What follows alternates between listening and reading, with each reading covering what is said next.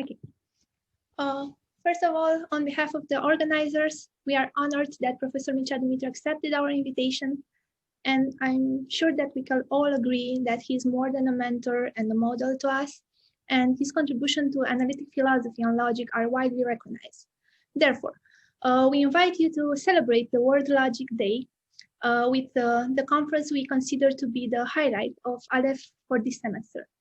So, Professor Mircea DUMITRU, I suppose that we have one and something 50 minutes for the talk, and then we are going to the Q&A part. Thank you very much, Paula, and thank you all for having me. I'm very pleased, very happy to be with friends and to talk about philosophy and logic on this very special occasion. This very day in which we celebrate worldwide logic.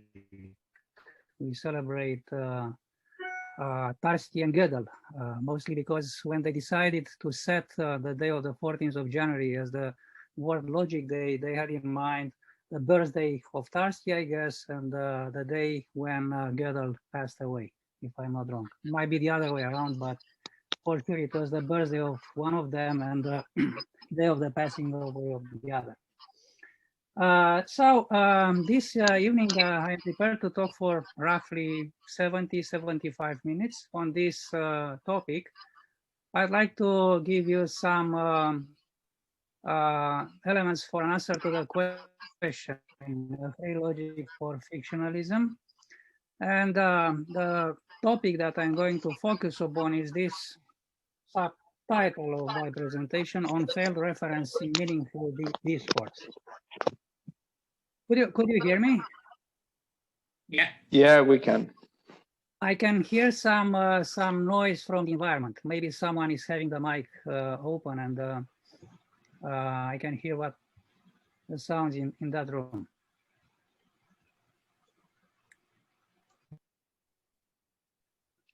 Okay. I don't know. Okay, so here we go.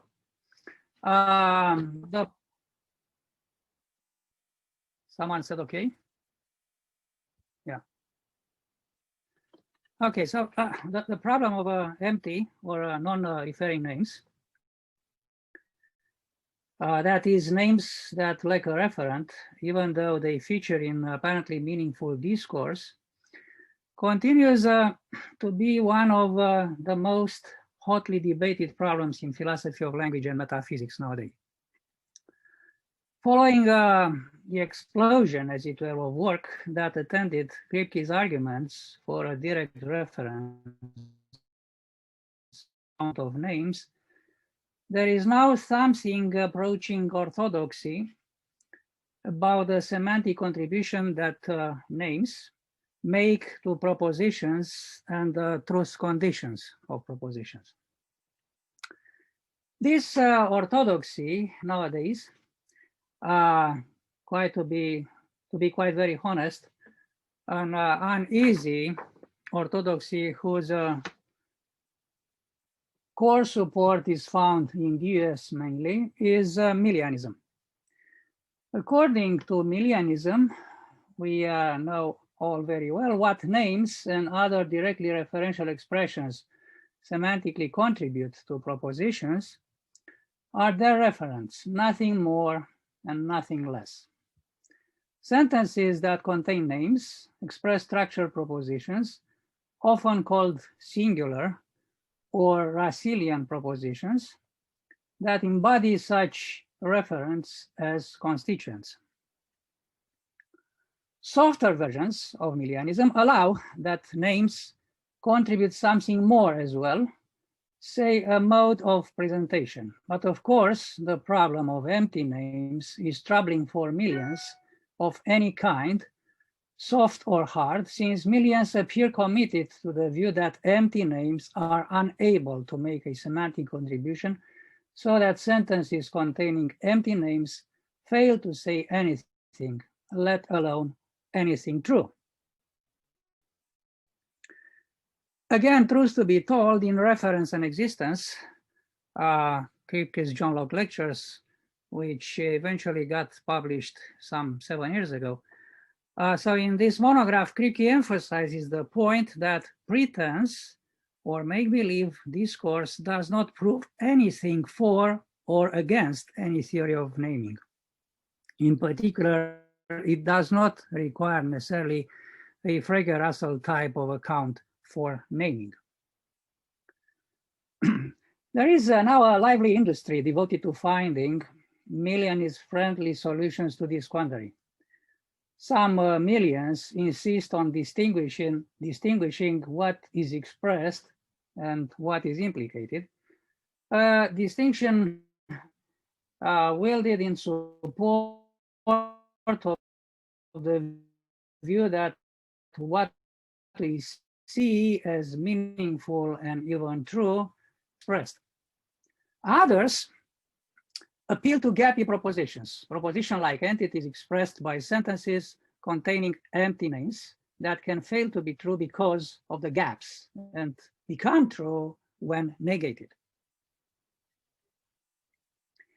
But those solutions have well-documented problems, and that might suggest the wisdom of a return to some version of descriptivism. And indeed, neo-descriptivism has had a minor resurgence in some parts of the world. But neo-descriptivist accounts of names have their own familiar suite of problems and are anathema to many. In short, while the problem of empty names continues to be a thorn in the side of Milianism, Milianism continues to survive and even thrive. Now, to come closer to the main topic of my discussion this evening. In this monograph, Reference Without Reference, RWR, Mark Sainsbury takes a very different approach. And his avowed aim is to describe a picture of a referent. Names like Hamlet or Vulcan or Sherlock Holmes are indeed empty, that sentences containing such names are entirely intelligible, at least some of them, and that many such sentences, like for instance, Vulcan does not exist, or many children believe that Santa Claus will give them presents at Christmas, and so on and so forth, are literally true.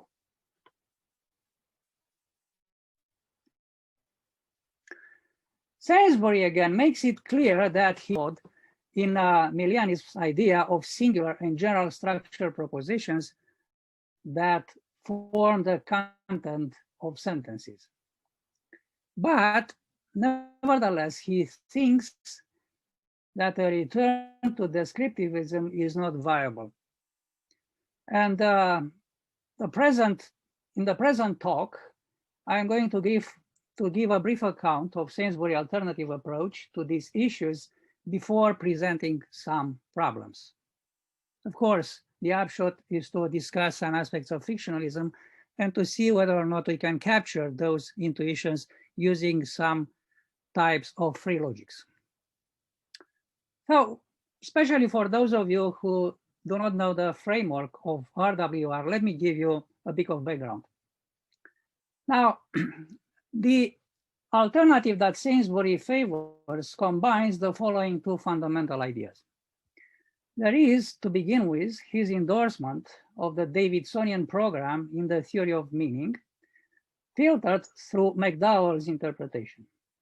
And this is accompanied by a commitment to negative free logic, NFL, which he takes it to be the most appropriate logical tool for coping with semantic problems in natural language.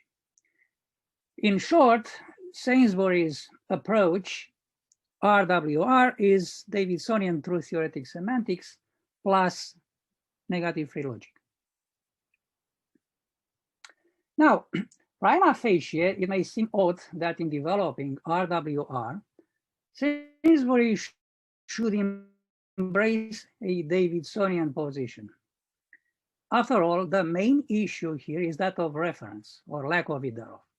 And it is well known that Davidson's attitude toward the role that reference plays when it comes to explaining the relation between language and reality is one of downsizing, as it were.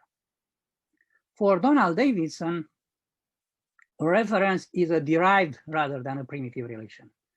Sainsbury gives his own reasons for being dissatisfied with this aspect of Davidson's view, but I'm not going to go into that part, which is rather technical and it's not the main line of my argument.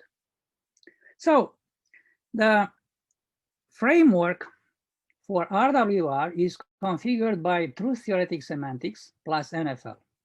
An important part of the motivation for supporting such a combination is that they will secure for Sainsbury what he is looking for, namely a semantic position which eventually avoids the Fregean-Millian polarity that defines the current orthodoxy in the semantics of natural language. And incidentally, Kit Fine's semantic relationism, which was out after RWR, is also a program which is motivated by the very idea of solving this kind of polarity, which seems that we got stuck with, but is something that cannot account for our semantic intuitions. So maybe a sort of synthesis between those two extreme positions, Fregeans or Millians, is the one that we have to look for. So coming back to RWR, what is the specific contribution that each theoretical assumption makes to the story that Sainsbury is telling? Now, let's begin with Sainsbury's Davidsonianism. The program of truth theoretic semantics for natural languages, initiated through the classic paper Truth and Meaning, 1967, is one of the two very important programs that Davidson founded in the field of the theory of meaning.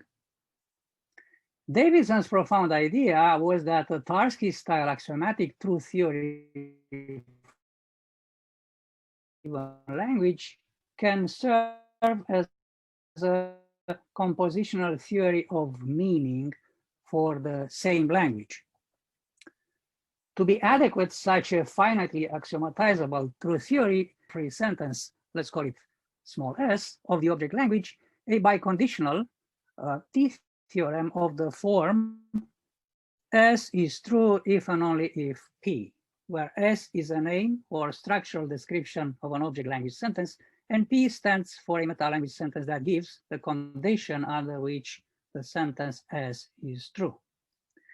So mind the fact that according to Tarski, what are true or false are sentences and not propositions.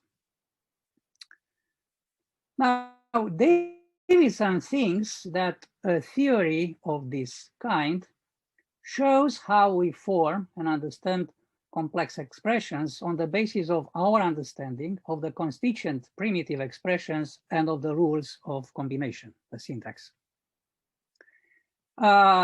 In agreeing with this fundamental approach, Sainsbury sides with Davidson and against a tradition which identifies meanings with special entities that can be grasped in our understanding.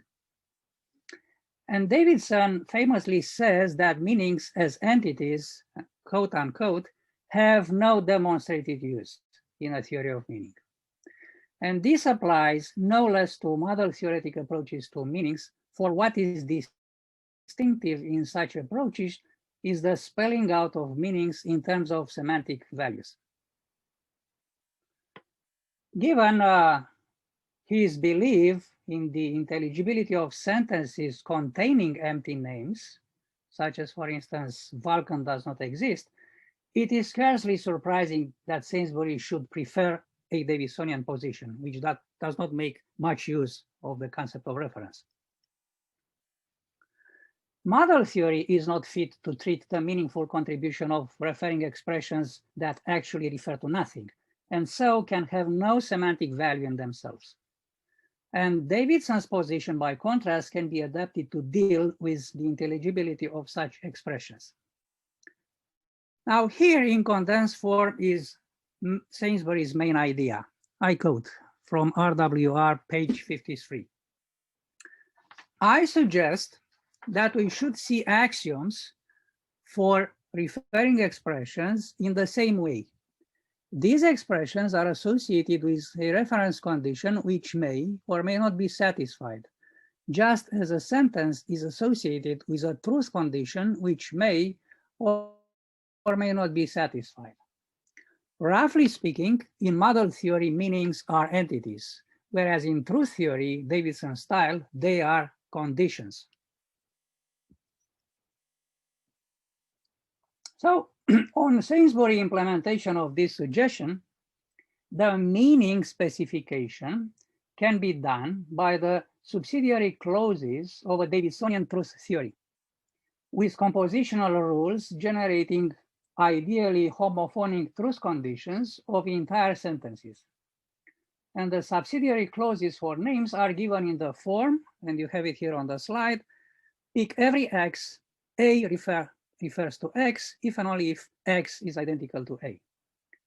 Where language users who have been initiated into the practice of using the name A are presumed to know enough to understand the condition of reference, it is identical to A, whether or not A has a referent.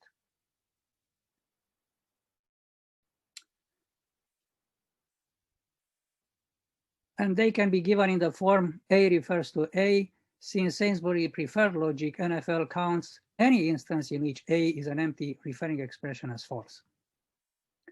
Now, this can sound close to descriptivism, but here Sainsbury endorses an important theme from McDowell.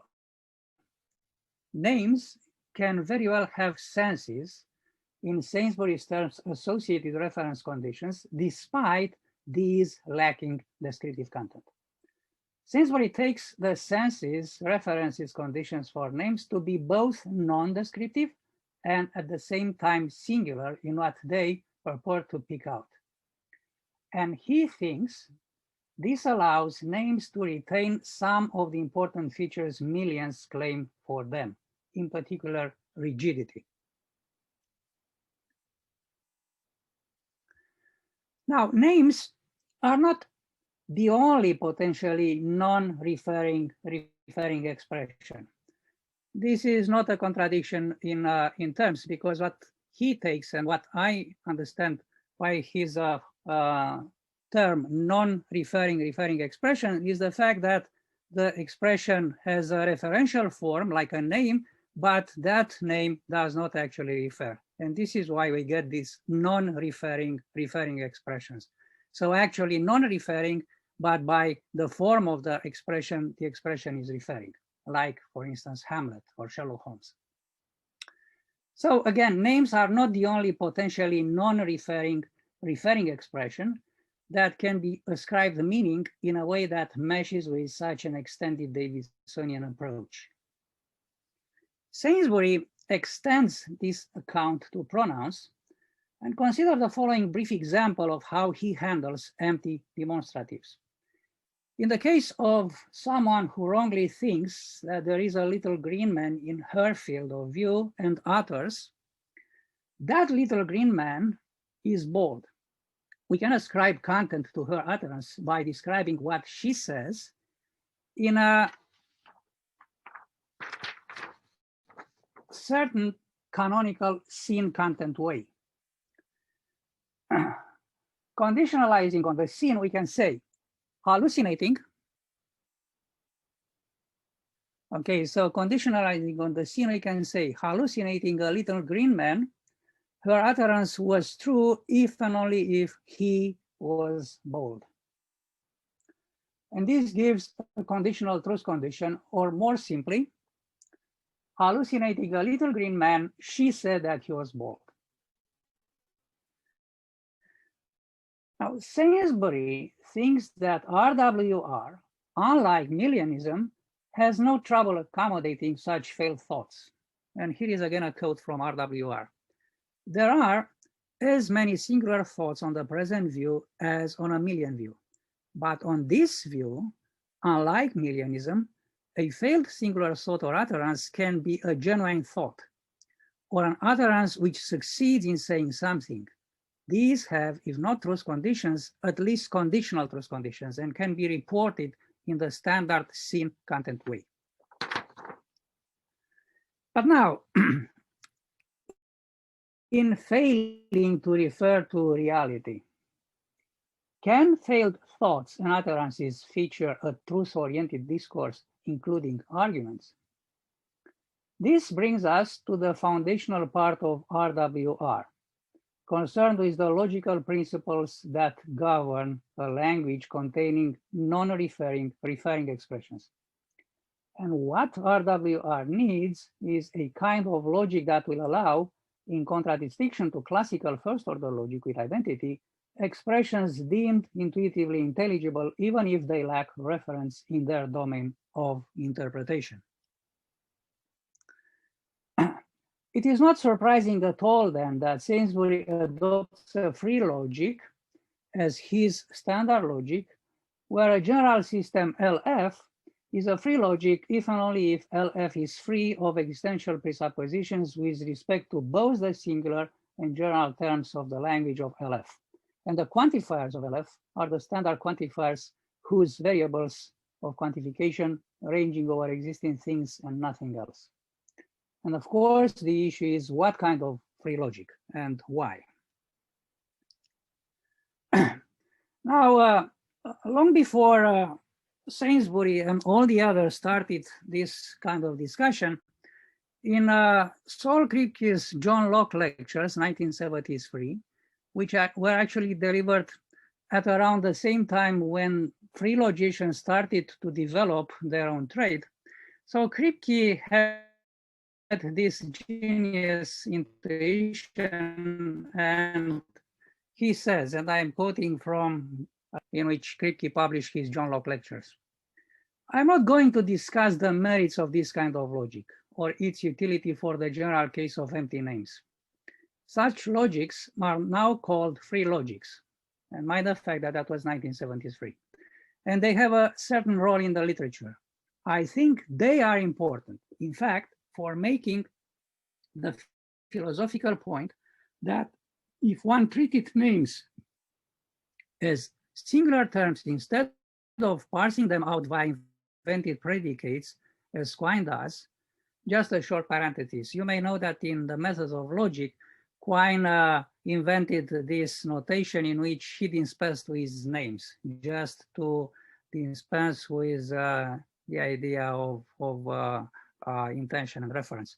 And instead of having names, you have a predicate which uniquely picks out a given individual in the domain of, or in the extension of that predicate. So for instance, instead of using Socrates, Quine prefers to say is Socratizing, and then the object which is in the extension of the predicate is Socratizes is that object which presumably is the reference of the name Socrates.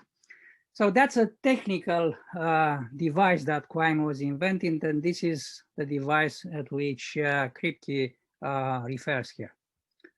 So one would not, to continue Kripke's quote, one would not be forced to conclude that there is a winged horse or that there is God without further ado, where the former conclusion is false and the latter controversial.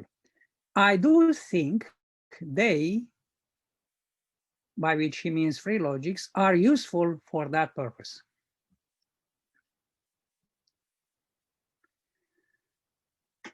Now, let me give you a very brief presentation of the main systems of free logic, with the understanding that only one of those three systems is the one that is useful for Sainsbury's purposes. And that is the first kind of system that I am going to present now. Okay, so in general, logic free of existential presuppositions is a branch of philosophical logic which has been developed in the last 40 years. Existential presuppositions are linked with singular and general terms. Accordingly, the concept of a free logic was understood as logic free of existential presuppositions with respect to its singular and general terms. We know that standard first order logic with identity is almost fully free with respect to its general terms or predicates. There is only one exception though, namely universal terms or predicates like P of X or not P of X, or X is identical to X. In first order logic with identity, the sentence there is at least one X such that P of X or not P of X, and there is at least one X such that X equals X are valid. Then we can read the latter as something exists, and this seems to express a truth of ontology rather than a truth of logic. So it seems that one drawback of standard first order logic is the fact that some sentences which we deem as being part of ontology come out as being valid in logic. And that was one of the motivations people try to explore some alternatives to standard first order logic, and free logic is one such alternative. The main concern of free logic has been existential presuppositions with respect to singular terms, to names or variables under assignments. For in standard first order logic with identity, we have for every singular term T and variable V, the valid formula, there is at least one V equals T, which means that T exists. And due to the ontological commitment of singular terms, in first order logic with identity, we have rules for quantifiers, such as existential introduction and universal elimination, which are not sound if the terms do not refer to actually existing things. Now, against this motivational background, an adequate definition of free logic has to include three components. Thus, a logical system LF is a free logic if and only if, and now you can look at the slide 26, LF is free of existential presuppositions with respect to the singular terms of the language of the logic. LF is free of existential presuppositions with respect to the general terms of the language, and the quantifiers of LF have existential import. So the quantifiers actually behave the same as in standard first order logic. What we change, for instance, so people who know natural deduction, Gensen style, what we change is the concept of an instance of a quantified sentence.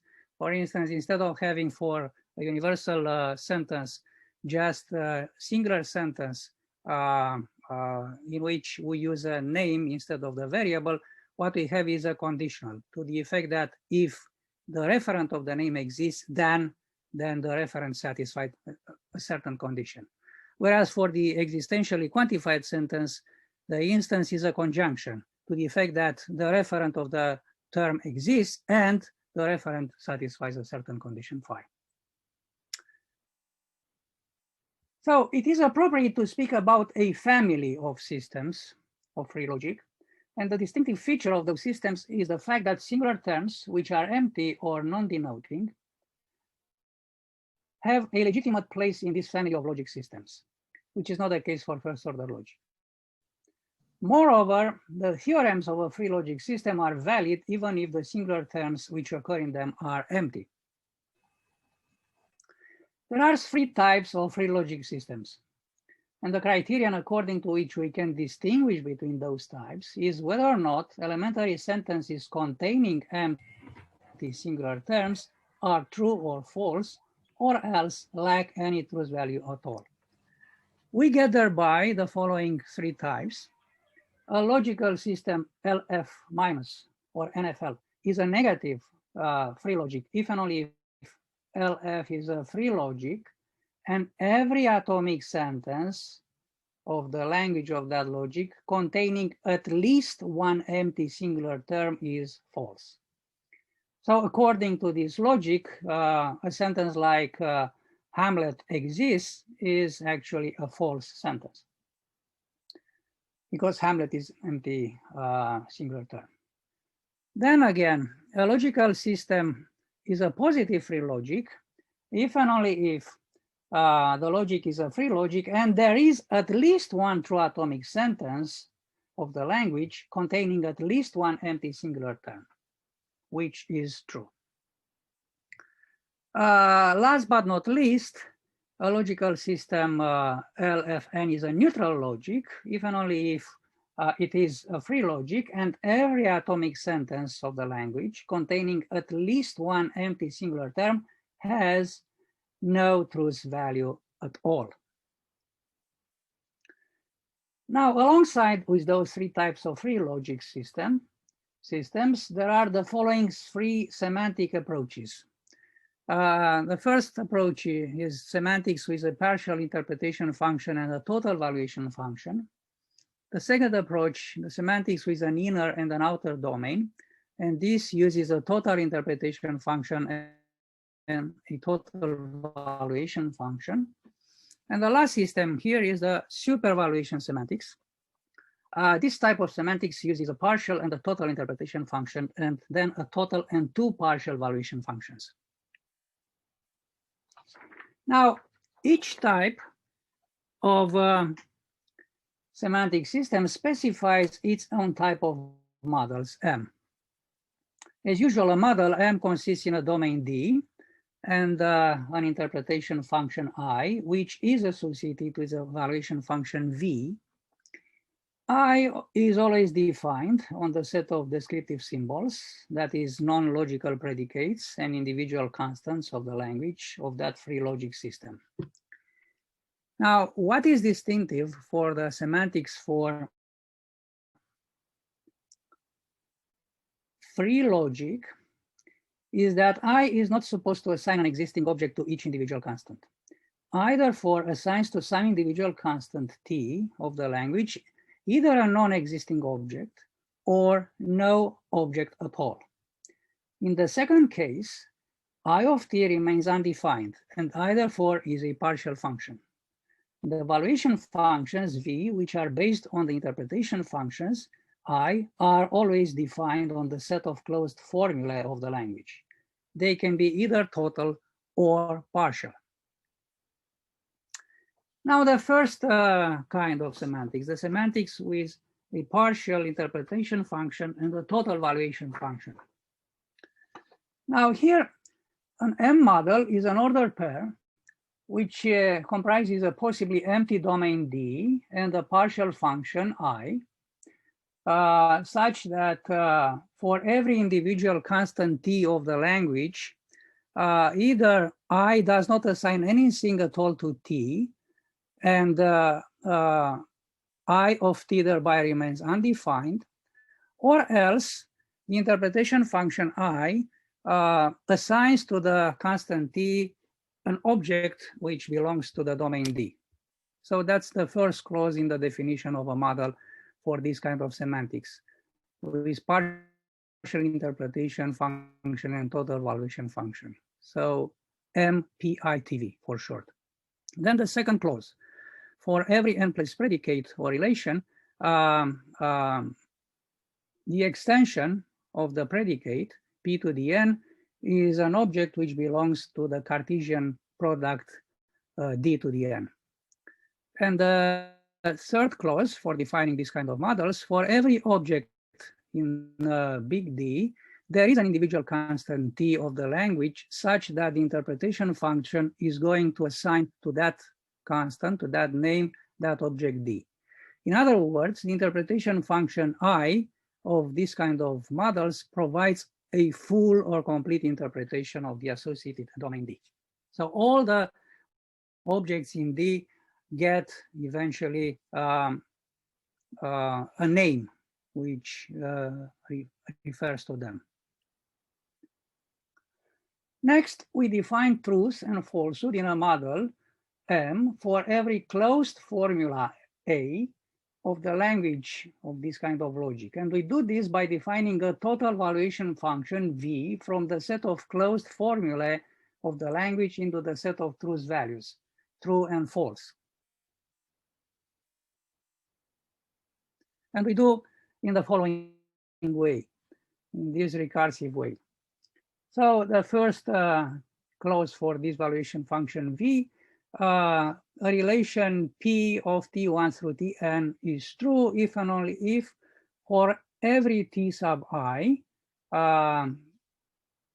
the term T sub I is defined according to the interpretation function I, and the n tuple, which is formed using the names T1 through Tn, belongs to the extension of the relation P to the n in this interpretation. The second clause governs the identity. So an identity sentence T1 equals T2 is true in a given valuation function if and only if both terms are defined. So T1 is defined, T2 is defined, and T1 and T2 refer to the very same object. The third rule, the third clause governs the existence predicate. So T exists if and only if the term is defined. The term refers to something which exists in the domain D. And this is actually a telling feature of free logic. We can discuss that more in the Q&A section, because according to free logicians, existence is a predicate of individual objects.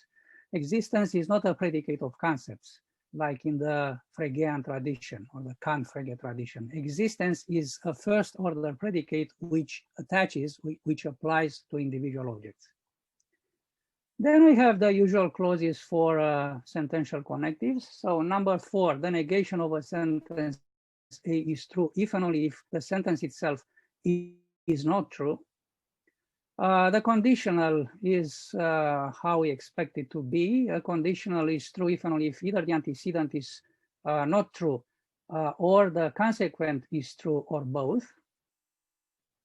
Then the universal quantification gets the truth value true if and only if for every individual constant T, T is defined and the instance which is formed with that constant T is true. So each and every instance is true provided T is defined. And the last clause gives a sort of closure. A is false if and only if A is not true.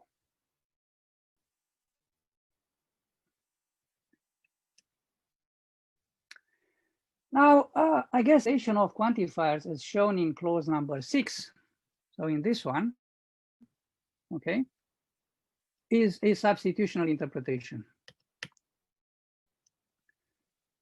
So it is obligatory that interpretation functions of the models provide a complete interpretation. And the semantic concepts of validity, logical consequence, and satisfiability are defined in the usual way. The system LF minus of negative free logic is adequate, that is sound and complete with respect to the semantics with a partial interpretation function and a total valuation function. However, it is worth mentioning that by a change of clauses 1 and 2 above, so those two clauses here, we can change slightly those two clauses, we can adapt the models for these semantics in such a way that they can be used for proving the adequacy of systems of positive free logic. So as far as the technical stuff is concerned, this is what Sainsbury needs, this kind of free logic semantics with a partial interpretation function and a total valuation function. So in the interest of time, and here I'm asking Paula, I spoke for, I don't know, maybe 40 minutes now, and I still have like 25 or 30 minutes. I guess I could skip those sections on the semantics with an inner and outer domain and supervaluation semantics. Anyhow, this stuff I can share with you. I can send you the slides. And the part of this research, which is, by the way, a joint research with a philosopher from New Zealand, Fred Kroon, was published some years ago. And this is work in progress still for me. So if you consider, Paul, I can skip the technical part in this presentation of the semantics, because the part that I presented is sufficient in order to understand what Sainsbury is up to. What do you think? I think it's up to you, Professor, as you wish. Yeah, because I also want to leave time for discussion. So let me just go very quickly through those two other types of semantics. there might be people who do not know this stuff, and maybe that's informative for them. So this semantics with an inner and an outer domain is the usual semantics that we use now in the possible order semantics for first order modal logic. So modal logic with quantifiers. And here we define a model as a triple in which we have two domains which are disjoint. D sub O means the outer domain, and D sub I means the inner domain. Intuitively, the inner domain is the domain of the existence of a given interpretation, and the outer domain is the domain in which we put the merely possible objects. So actually, those two domains are disjoint. The union of the two domains is non-empty, and we define big D, which is the domain of the whole interpretation, as the union of those two domains. This kind of semantics is the semantics for Meinongianism as well, in which we make sense and we leave room for merely possible objects. I don't know, like the golden mountain or the unicorn. Here we have an interpretation function, which is total. So every term of the language gets a referent, either in the inner domain or else in the outer domain. The valuation function also is total, and it assigns a truth value to each closed formula relative to this model. The valuation is defined recursively in the following way. So a relation is true if and only if the n tuple belongs to the extension of the relation under that interpretation.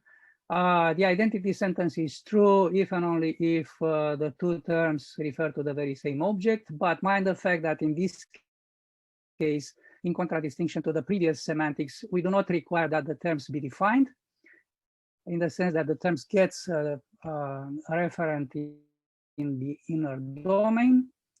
Then again, look, T exists in and only if and only if the referent of T belongs to the inner domain. So that was basically the motivation, the main intuition. We say that the inner domain of the interpretation is the domain of the existence of that interpretation. And then we have the rules for the connectives. Not A is true if and only if A is not true. The conditional is true if and only if either the antecedent is not true or the consequent is true or both. Then we have again that substitutional interpretation for the universal quantifier and for the existential quantifier as well. So universally quantified sentence is true if and only if each and every instance of that sentence is true. Again, A is false if and only if A is not true. Now the models in this kind of free logic for positive, in this kind of logic with inner and outer domain are used mainly for positive free logic. And there are proofs which show that given positive free logic is adequate with respect to these models in which we use inner and outer domains. Now we get to supervaluation semantics, which is a bit more sophisticated. The philosophical motivation for coming up with supervaluation semantics, especially in this field. There are some other motivations for some other fields. Like for instance, Kit Fine used supervaluation semantics in order to cope with vagueness in a classic paper from 1975. But in the context that we have here, the motivation is rejecting Meinongianism. Now, since Meinongianism is not appealing for everybody, which makes the inner-outer domain semantics not favorite for all, the question arises how to develop a semantics appropriate for a positive free logic without using the inner-outer domain semantics. And the answer was this supervaluation semantics, which starts with models of the same type as in the first approach, so partial interpretation function and total valuation functions. However, atomic sentences containing empty singular terms are allowed to be truth valueless. So here actually we make room to the idea that there are sentences which lack any truth value. In the semantics with partial interpretation and total valuation, those kinds of sentences come out false. I mean, if we have a sentence in which at least one term is empty, then that atomic sentence is false.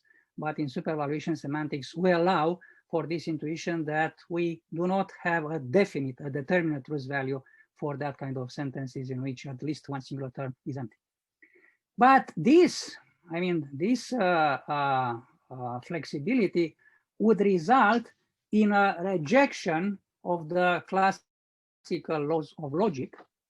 And in order to avoid this effect, the models are completed. And this is where this technique invented by Bas van Frassen actually is useful. So this is why we need to build a new type of models, MSV, for supervaluation. And the definition is the following. First of all, we define the concept of interpretation, which is associated with this kind of models. And an interpretation is a structure of the following sort. For every individual constant T of the language of logic, either the interpretation does not assign anything at all to T, and T thereby remains undefined, or else the interpretation interprets the constant T as being the name of an object in big D. Then for every n-place predicate P to the n, for every n-place relation, the extension of that relation is included in the Cartesian product D to the n. And thirdly, for every object small d belonging to big D, there is an individual constant T of the language such that the constant names or refers to that object. So again, the model is full or complete. However, unlike the valuation function for partial interpretation and total valuation semantics, the valuation function VSV associated with this kind of supervaluation models is also a partial function. So recall the fact that in the semantics that Sainsbury is using for NFL, the valuation function is total. But at this stage, when we have atomic sentences at this starting point, some models to be partial, to have this kind of partial function. And its domain of the function is restricted to atomic formula. So mind this fact that only to the atomic formula in which non-referring terms are occurring.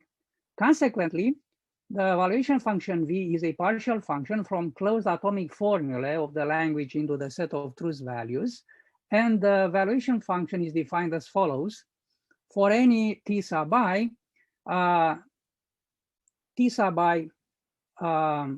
defined, then the relation P of T1 through Tn is the case if and only if the n tuple, okay, which is denoted by that sequence of terms T1 through Tn, belongs to the extension of the relation, belongs to I of P to the n. But then if for at least one such T sub I, the term is undefined, then the relation itself is undefined. So that is under 1b. 2a, if both terms T1 and T2 are defined, then the identity sentence is true if and only if the two terms co-refer. The two terms refer to the very same object. 2b, if either T1 or T2 is undefined, but the other is defined. So the idea is that if only one of the two terms is undefined, whereas the other one is defined, then the identity sentence is false. Okay, so if we have something of that sort, Hamlet is identical with, I don't know, with one of the children of Shakespeare, something, children of Shakespeare, or that kind of thing. That identity is false because Hamlet is not defined. But then again, if neither T1 nor T2 is defined, then the identity sentence is undefined. Then we have the rule for the existence. Existence is again a first order predicate. So T exists if and only if the term is defined. And T exists is false if and only if T, the term T, is not defined.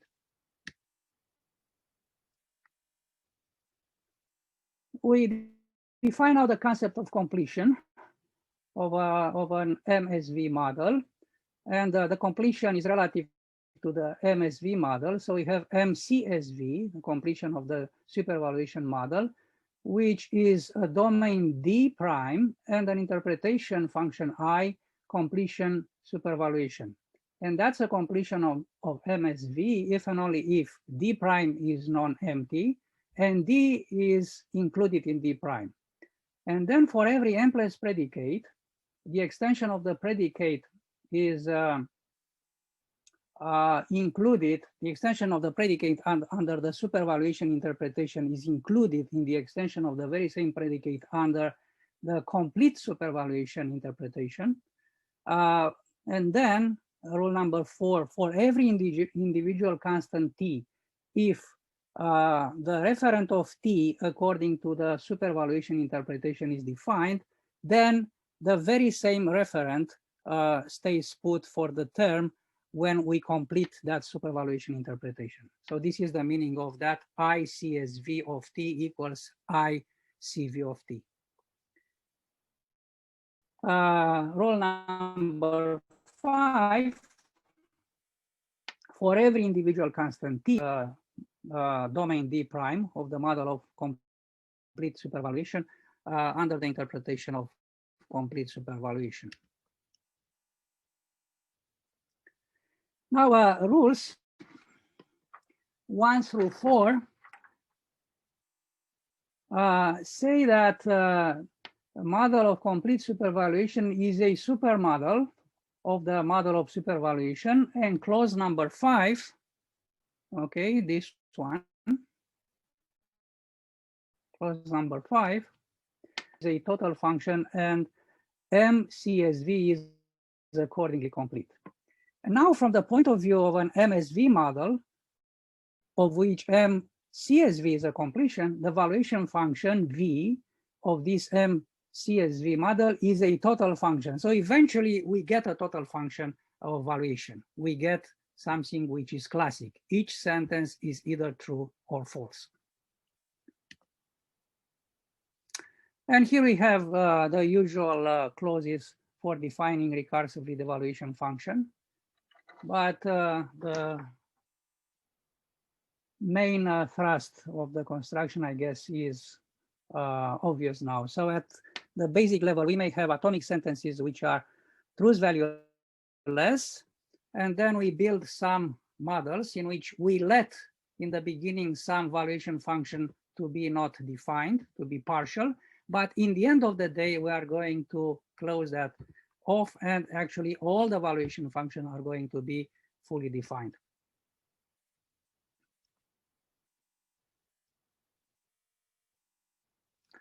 And as already said, this supervaluation semantics has been used by Bas van Frassen in order to prove soundness and completeness of positive free logic with identity. So again, supervaluation semantics is not the one that is required or is needed by RWR, by the construction that we discuss, we explore now, Sainsbury's construction.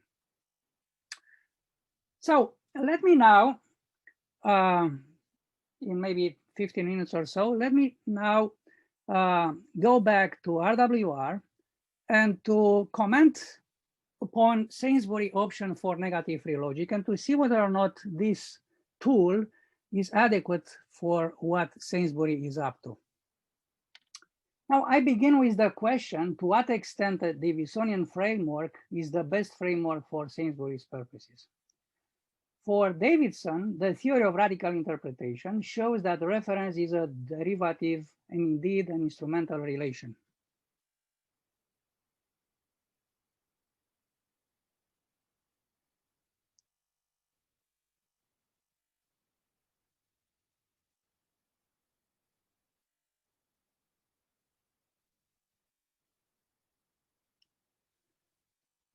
Okay. On this approach, there are no underlying referential facts that determine the right truth conditions for our sentences. And Sainsbury challenges the derivativeness of reference in his last chapter. He thinks, by the way, non-linguistic animals may have a capacity for non-linguistic reference, although he thinks that the success of this challenge is not essential to the official thesis of RWR on page 59. But there is a sense in which a view like RWR sits unhappily with the thought that reference is derivative, that the interpretation is primary. And this is especially so given the adoption of negative free logic. For when it comes to NFL, knowing and grasping conditional truth conditions is not even enough for knowing whether an expression has a referent. Knowing the latter requires us to know whether anything is determined as the referent of the expression. It requires us to know a basic referential fact. And this brings us to a second question. RWR does not advocate an official theory of how reference is determined, for example, in the case of names. Like some familiar versions of Millianism, it seems to regard this as a kind of pre-semantic matter. And its official semantic theory holds that referring expressions, including ones that fail to secure reference, are associated with reference conditions rather than reference, and that these conditions are public. But this leaves it unclear just what is publicly known when speakers and hearers grasp reference conditions, and how what is publicly known feeds into certain crucial abilities they have with names, such as the ability to work out, perhaps with the help of others, who is referred to with a name, and whether a name really has a referent. It is arguably, I guess, that these are not accidental abilities, but part and parcel of the reason why we have name-using practices. Such abilities are needed if name-using practices are to fulfill their role of allowing the acquisition and sharing of information about the reference of names. Now, descriptivism, say as understood by Frank Jackson, places great stress on such features, which he, Frank Jackson, regards as an essential part of the public profile of names and part of what makes names the public currency they are. Millianism understands the public nature of names, what we assert as a right when using a name, and what we grasp in acquiring the ability to use a name in a very different way. Sainsbury rightly points to problems with such views, but one wishes that RWR had more to say about how public knowledge of semantic reference conditions is connected to features of name-using practices highlighted by other traditions. Until this is done, adherents of these other traditions may well suspect that Sainsbury's account of the nature and role of reference conditions will in the end reduce to something closer to their own account of the semantics of referring expressions. So I wouldn't say that Sainsbury could solve this problem to get rid of either Fregeanism or Russellianism in his synthesis. Now, these methodological points aside, let us return to the actual details of the way in which RWR approaches the issue of empty referring expressions. Sainsbury's avowed goal is to make a convincing case for the claim that RWR offers the right framework for understanding the semantic behavior of all such terms, no matter what the context. But how successful is his defense of RWR? Now, by focusing on some of its notable successes, Sainsbury certainly establishes that RWR gets us a long way. One such success is the account of the truth conditions of negative existentials. A second success concerns fiction. And as the chapter on fiction and existence reminds us, RWR has nothing to fear from truths like Holmes is a detective. The fact that NFL counts this fictional sentence as strictly false is irrelevant, for to the extent that we regard the sentence as true, maybe some of you are hearing Holmes is a detective as a true sentence, so to the regard that that is the case, we regard the sentence as prefixed with an implicitly intentional operator in the fiction. Because this leaves the fictional name shielded by an intentional operator, NFL can no longer be used to show that the sentence is false. Now, Sainsbury acknowledges that extra fictional tools, such as Tony Blair admires Coriolanus, pose more of a problem, and he sees these as requiring more work. But he adamantly rejects views that appeal to special fictional objects in order to cope with such examples. A famous example is script is used in such context.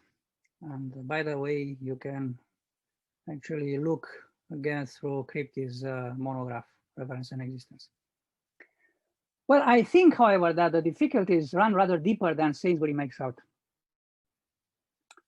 As the problem of extra fictional truths like Tony Blair admires Coriolanus shows, what makes it so hard to get by on the thin ontological diet recommended by RWR is that much of what we want to say using fictional and other seemingly empty referring expressions seems to carry a straightforward commitment to non-existent objects. And Sainsbury hopes that he can find analyses that isolate such terms behind appropriate intentional operators, but as a general strategy, this seems rather dubious to me. Now, the problem even arises in the case of the scene content style of reports that I mentioned earlier. So, number one, hallucinating a little green man, she said that he was bald. I think that such constructions prove too much, for they are prone to a curious kind of leak. Reporters can exploit elements of the scene in order to say things that go beyond mere content.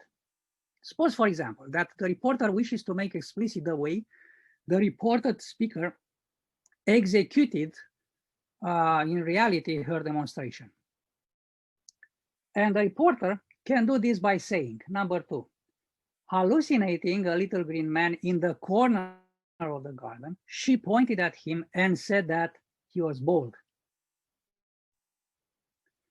Now, this way of describing the reported speaker's contribution seems no less appropriate. Indeed, it is more informative, and in certain cases, such reporting may be necessary, as when the reported speaker hallucinated too many objects and the reporter wants to signal how the speaker discriminated them. But Sainsbury's acceptance of NFL means he would count a report like number two, this one, hallucinating a little green man in the corner of the garden, she pointed at him and said that he was bald, as false, since it incorporates a simple relational claim, she pointed at him, that involves an empty term, namely him.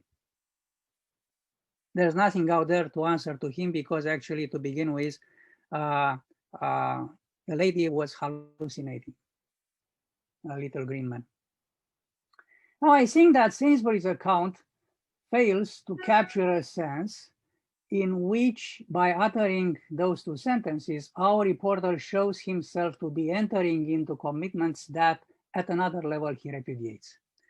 And this seems crucial to me, and I'm going to comment a bit at the end of my presentation about this two-level engagement of ours.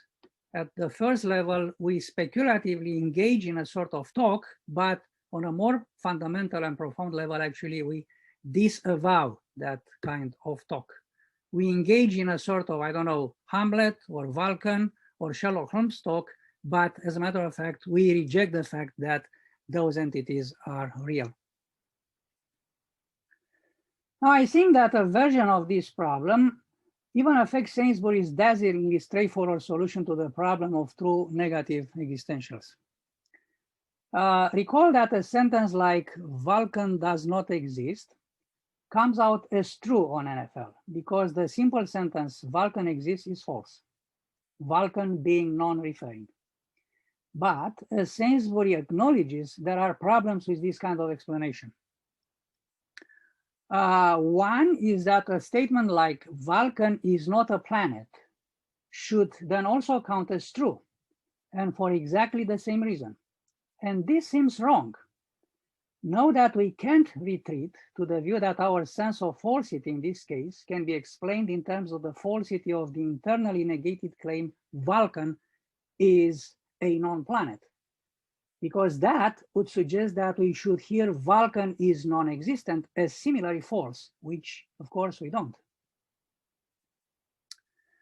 But there is what seems to me a deeper problem. Sainsbury's account is an account of the simplest kind of negative existential, cases of the form and doesn't exist. But negative existentials are often much more complex and often in ways that threaten the role of NFL. Suppose, for example, that we utter the simple negative existential, Vulcan does not exist, number 3. 3 is a sentence that Sainsbury counts as true. But our utterance of 3 may well not exist in isolation. It may prompt a request for clarification, such as, what do you mean it doesn't exist? Is it a fictional planet, maybe? And that is why we might add as a clarification, number 4. Vulcan is one of the many failed posits of the 19th century science. It was a planet posited to explain certain astronomical phenomena, but something other than the movement of Vulcan provided the correct explanation. Now, however, that 4 is false from the point of view of NFL, since it contains as a conjunct a simple affirmative statement involving an empty name. Vulcan was a planet posited to explain certain astronomical phenomena. Yet 4 is surely no more contentious than 3. It simply provides more information, clarifying or perhaps explaining what makes 3 true. Again, this is 3. Vulcan does not exist. Okay, so there is no reason to say that number 4 is more contentious than number 3. And we take number 3 as being true, whereas number 4, which is just an explanation of number 3, comes out false under NFL. So 4 is surely no more contentious than 3. It simply provides more information, clarifying or perhaps explaining what makes 3 true. In some sense, its truth, the truth of 4, is what grounds the truth of 3. Now, note that NFL's reasons for classifying 4 as false go even further. For sentence number 4 contains apparent quantification over non-existent things, failed posits of the 19th century, and for negative free logic, all quantification is over existent things. There is nothing else to quantify over. Assuming that such quantification is objectual rather than substitutional, the apparent truth of claims like 4 yields another challenge for negative free logic.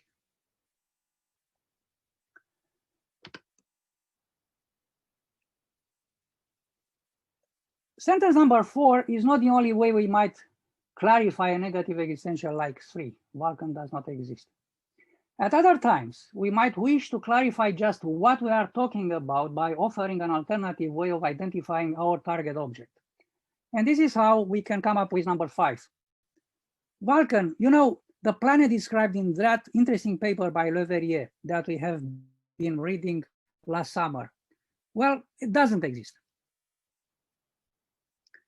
Now, suppose that sentence number 5 is true, that it correctly provides an alternative way of identifying Vulcan, that planet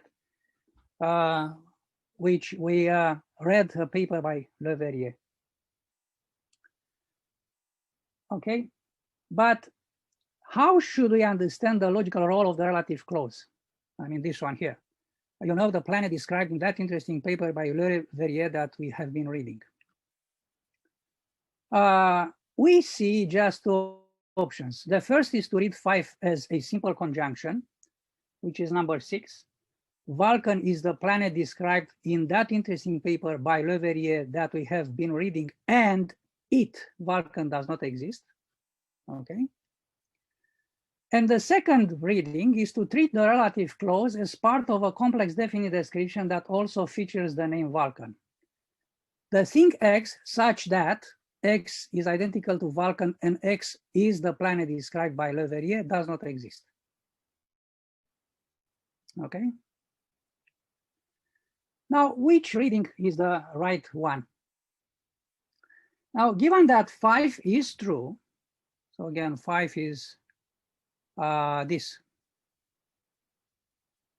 Vulcan, you know, the planet described in the paper by Le Verrier does not exist. Given that this is true, I guess what we need is a clarification of that, which also should be true. The problem is that number 6 is false under NFL. Why? Because number 6 is a conjunction, and the second conjunct, Vulcan, does not exist.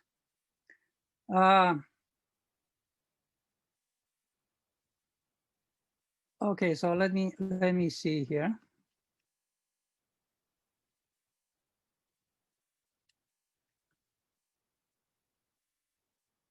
Now let me start with with number 7.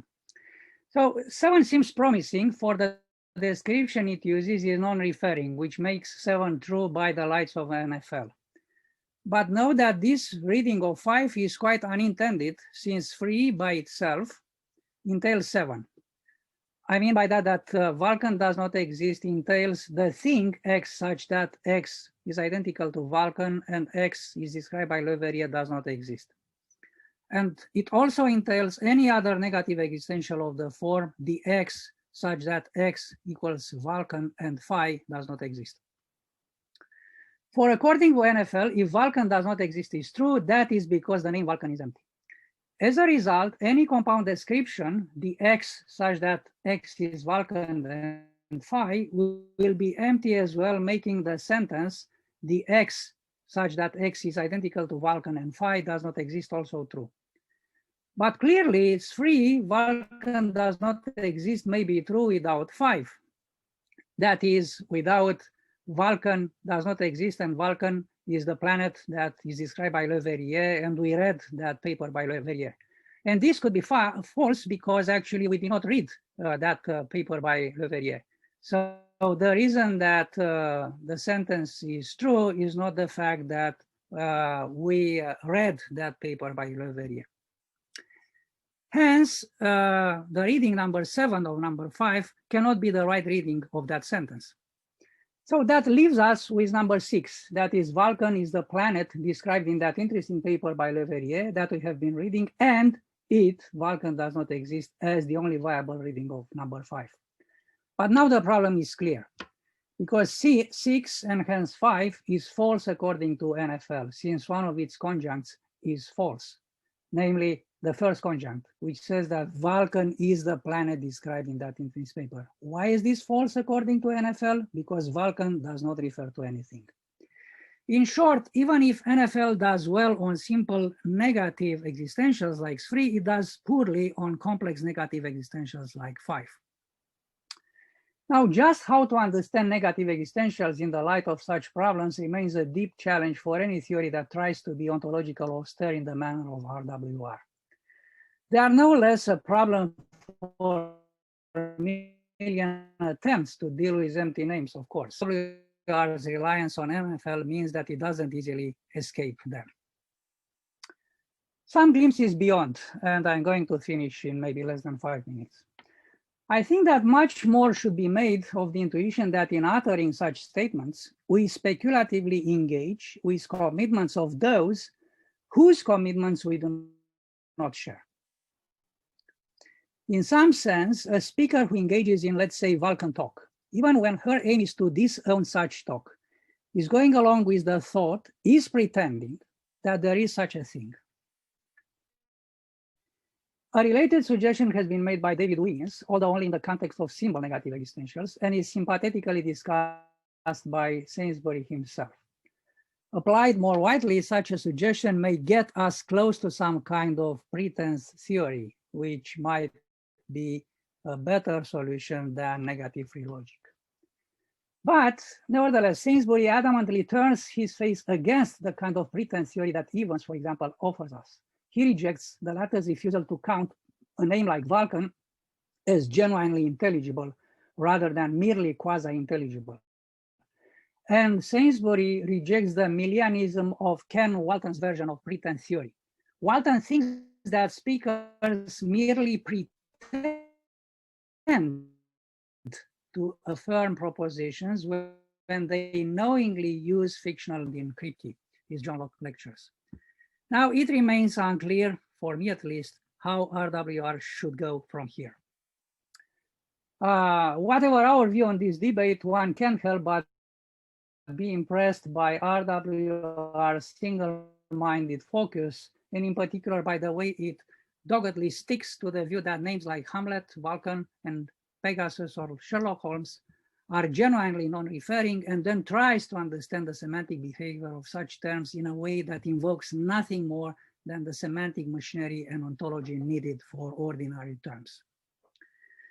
Well, I guess I'm going to stop here. The last slides of my presentations are just a very, very rough sketch of a material which you can find in Kit Fine's Semantic Relationism in the addenda, in the appendix of that short monograph, in which Kit Fine is addressing the issue of empty or non-referring terms. And I have some comments and some ideas about that, but I guess I leave it to that. The very same idea, I guess it comes up in another form in Kit Fine's approach, which is this idea that, again, we speculatively engage with the commitments of a talk that actually we disavow. So we engage with the commitments of those whose commitments we do not share. And this is also something incidentally very interesting for the way we can solve some big disagreements of ours. When we have sharp disagreements about values or about some other important philosophical, metaphysical, religious stuff, initially we can engage in a speculative manner and sort of pretend that, in a polite manner, pretend that we engage into the very same ontology, but in the end of the day, we disavow the commitment to those entities. Okay, so that would be all now, and thank you very much. I guess I was a bit longer than I expected. Thank you.